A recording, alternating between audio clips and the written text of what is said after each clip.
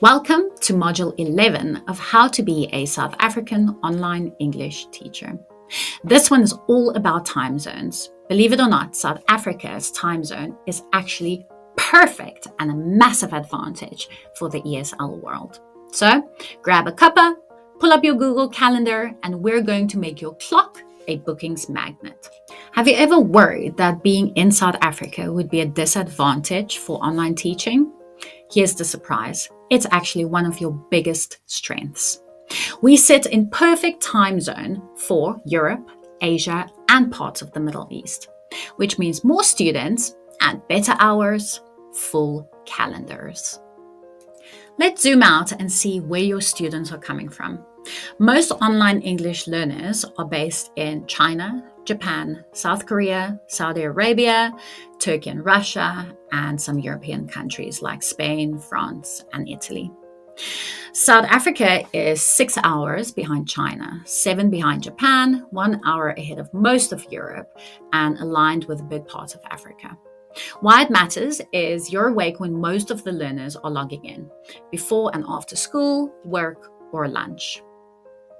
Here's an example of a scheduling strategy that you can look at. So China is evening there. After school work is between 12 and 4 o'clock our time. That is when a lot of Chinese students will do their lessons. If you teach Japan and Korea between 1 and 5, that's also prime student hours. Saudi or UAE, so when it's between 8 o'clock and 11 o'clock here, it's morning or early afternoon for them. So you can possibly do adult lessons during that time. And then if you want to teach the Europeans, you can teach them from 5 until 9, and that's after work hours for them.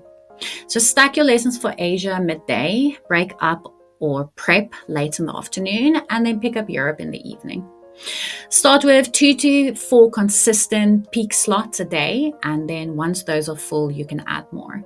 Don't open up your full calendar too soon.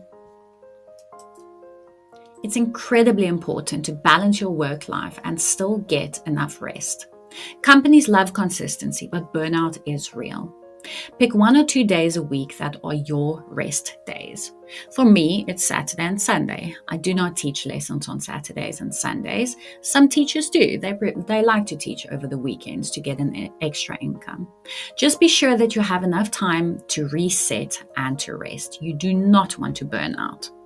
Remember that if you want to celebrate public holidays with your families, a lot of countries don't share the same public holidays as we do. So you would need to put in those leaves or put in the leave ahead of time, or mark off the time spot on your calendar, on your platform ahead of time. Here is a batching tip for your daily lessons. You can teach your most focused lessons early in the day and then keep your casual conversations for later in the day or for the evenings. Let's have a look at how you can easily organize your lessons and add it to your calendar so you don't miss any of your lessons. And you can also see the different time zones to communicate your available times with your students. If you are working on any of the platforms like italki or Preply, then they are going to have your calendar on the platform that shows you your lessons. It might be handy to use the time zone converter for that. So if you go to worldtimebuddy.com, that is where we are going to compare the time zones. I did also link this in your course workbook. So you can just click on that link and it will open up. I added Johannesburg, South Africa for my time zone. I added Beijing for the Chinese students, Riyadh for the Saudi Arabian students, and Madrid for the Spanish students. So if you have a look here, it quickly and easily compares all the times for you. So for example, my lessons start 11 a.m. every day, which is 5 p.m. Chinese time that I start with my students because they are all back from school and all their extracurriculars and the parents are done with work. So that is when they have time to do lessons. If you look at Riyadh, it's going to be 12 p.m. So you could possibly get students during their lunchtime, or maybe adults for conversational English lessons. I added Madrid in Spain, so you could possibly also do students or adults for those time slots. Obviously, your later time slots will probably be your students if you're looking at the European and like the Saudi Arabian time zones. So yeah, you can have a look at the time zones. If you need to book with your students, you can easily come and check it here. You can see, okay, I am available at 10 a.m., which will be 4 p.m. Chinese time, which you can then quickly communicate with your student or your student's parents. Let's have a look at Google Calendar, where you can add your meetings. Let's go to Monday the 27th. Add title. So I want to be teaching Mike. It's going to be from 12 p.m. until 12:30. I only want to do a 30-minute lesson. I can add my time zones. So let's scroll all the way up for South African Standard Time, for my current time zone. You don't have to add a location, but if you want to, you can add a Zoom meeting link if your lesson is on Zoom. If it's on the platform, you don't have to add location. That's fine.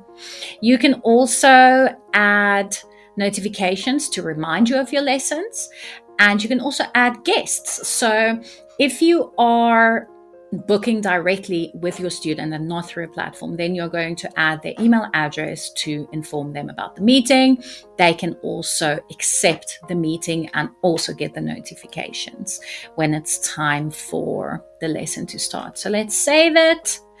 And as you can see here is my lesson for Mike at 12 p.m. I will get a notification for whatever I set it up. For example, I can get a notification an hour before my lesson starts for Mike, so that I have time to prep for it.